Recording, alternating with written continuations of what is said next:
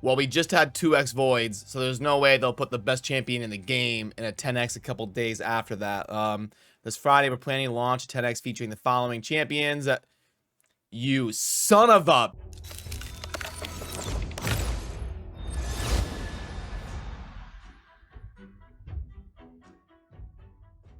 Hey, what's up? This is Chosen. It is Thursday, August 12th. Time to get you caught up for Raid Shadow Legends as we head into the weekend here, and we do finally know what is coming in the 10x event, and it's going to be a wild one. We got some craziness. I will get you full context for that, and we'll go over everything going on in game so you are all caught up for this weekend. Let's get into it. Alrighty, so first of all, in terms of shard rotation, last weekend we had 2x voids. The rotation goes ancient, sacred, void. So the 2x rotation will reset back to ancients, which will be in about 7 or 8 days. We'll launch 2x ancients, but for this weekend, there's going to be a 10x. And now let's go over those champions. I'll get you some quick context on each one. And first up, yep, the crown jewel of the 10x event. They went and did it. There's going to be a 10x for Siphi, the Lost Bride.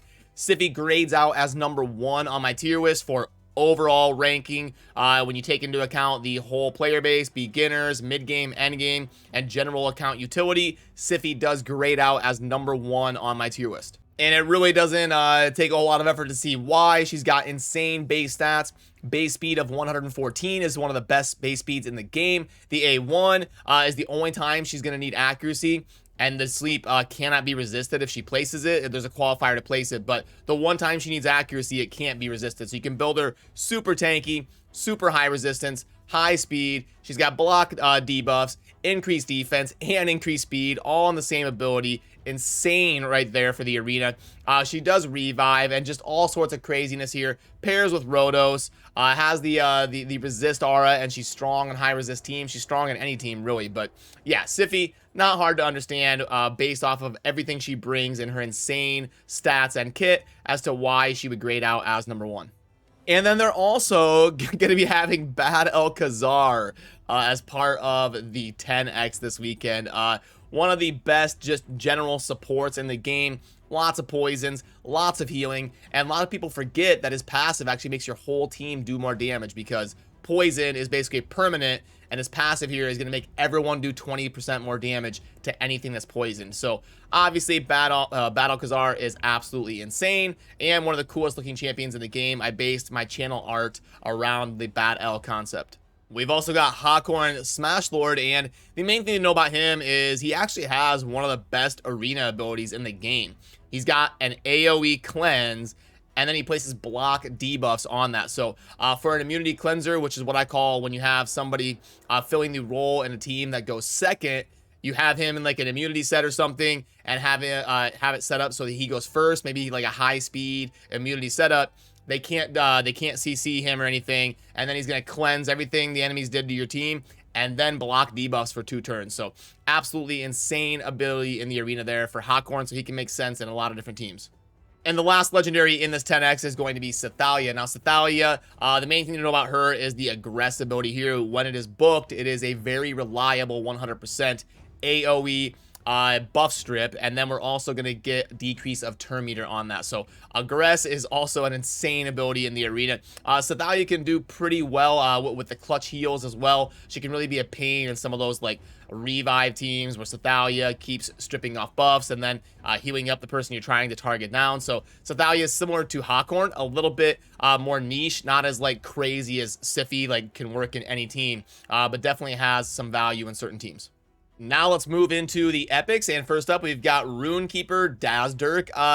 So you can kind of see a theme developing here with this 10x. It's based around blocking debuffs, doing cleansing, buff manipulation type of 10x. And Runekeeper here does have the ability that's going to cleanse all debuffs and then heal them. So I mean, all in all, he's an okay epic, but worth yanking shards for? Not really.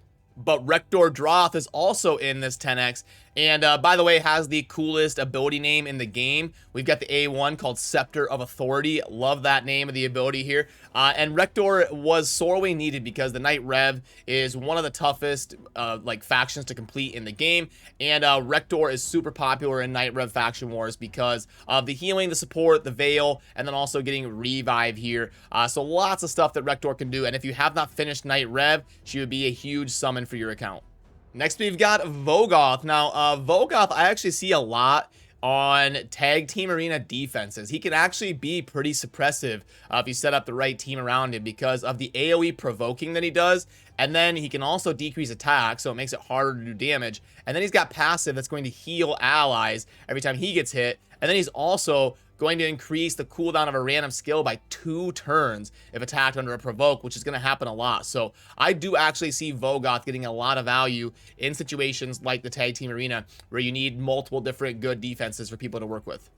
And the last one that we've got here for the 10X is Axe the Rememberer. Now, he's got a passive here that is going to increase 2 random debuffs on the attacker every time he is attacked. So that's pretty cool because extending debuffs is not a super common role in the game. You've got your people, your champs like Vizier that do it super reliably. Septimus even does it, but it's not like there's 50 champions that do this. So definitely cool to see on Aox. And he's also got some poisons and other utility here as well.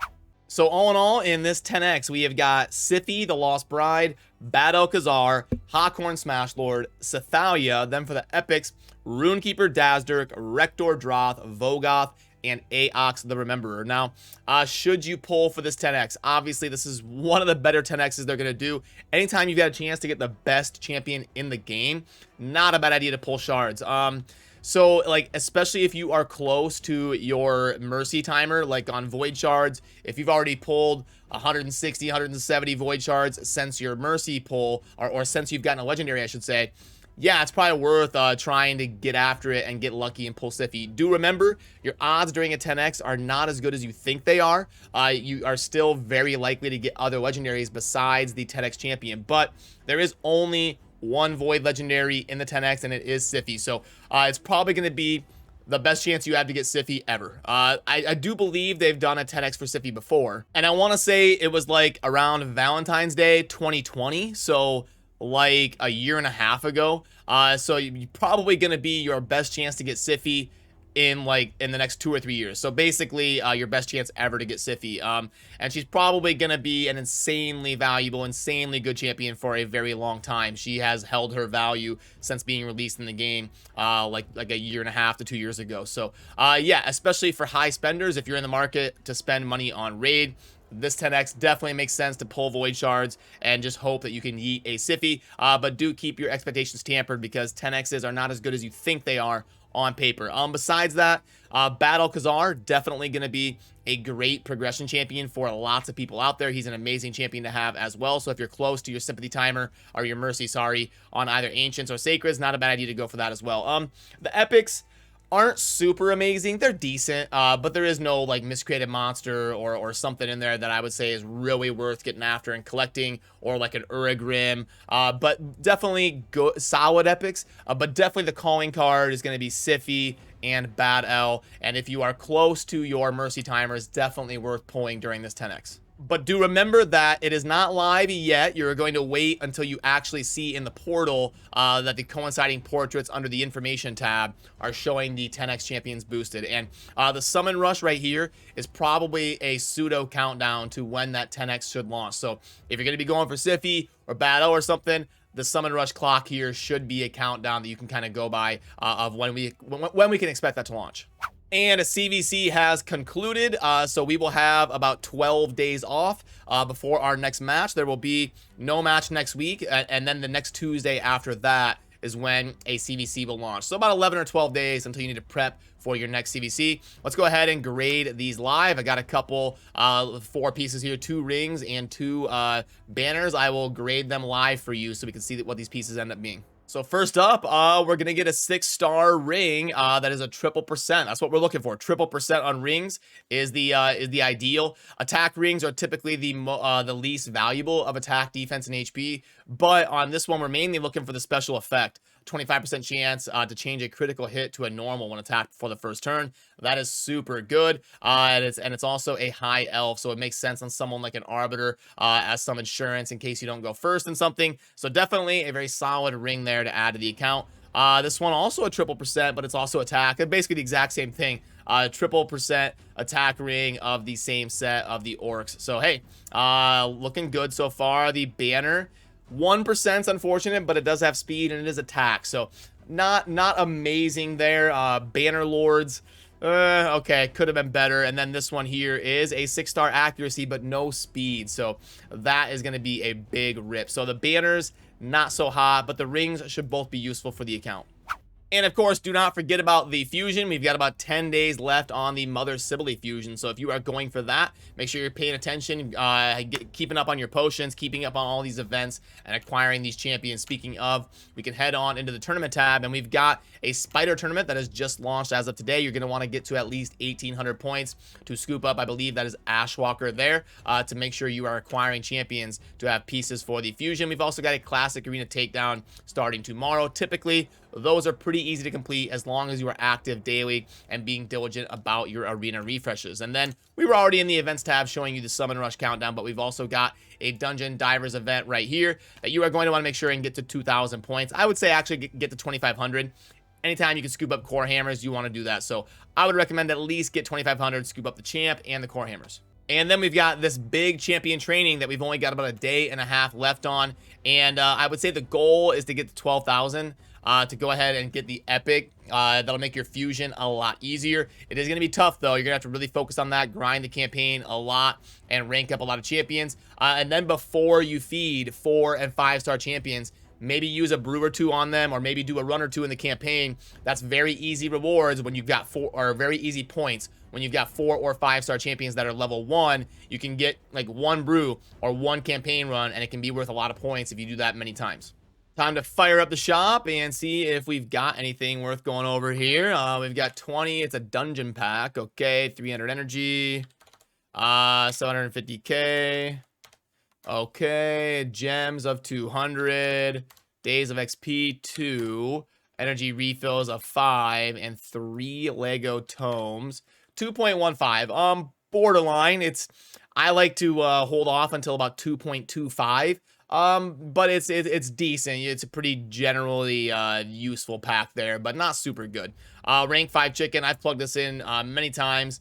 It's okay for high spender beginner players, but other than that, not really a fan of that one. Then we've got the monthly pack. This one's worth plugging in because I haven't done it for a while, and it'd be worth purchasing right now with the crazy 10x. I'm sure a lot of people will be curious. So let's go ahead and plug in that 800 gems. And then we're going to go with Ancient 5, 3, and 1, 2.57 there on the monthly pack. The mini mix there, the Cruel, $25 for Cruel gear. No, thank you. And then the potion packs. This one's at least interesting. I don't remember this off the top of my head. So let's go ahead and plug it in there. We've got the Mother Sibylle artwork, obviously, with the fusion going on. Okay, so what do we got here? This is going to be, we've got middle potions. Looks like 60, 80, 120, and 140, right? 140 of the graders, 140. I hope that's right. Superiors is going to be 18 plus 18 is 36. All superiors, right? 18, 18, 36. Okay, 36, and boom. 1.0. So yeah, not good. I'd rather just spend that $20 on energy and grind the potion keeps. But I guess if you are a super beginner and you're not to the point where you can even grind the keeps, then that would be something that would be an option. But in my opinion, not a very good potion pack.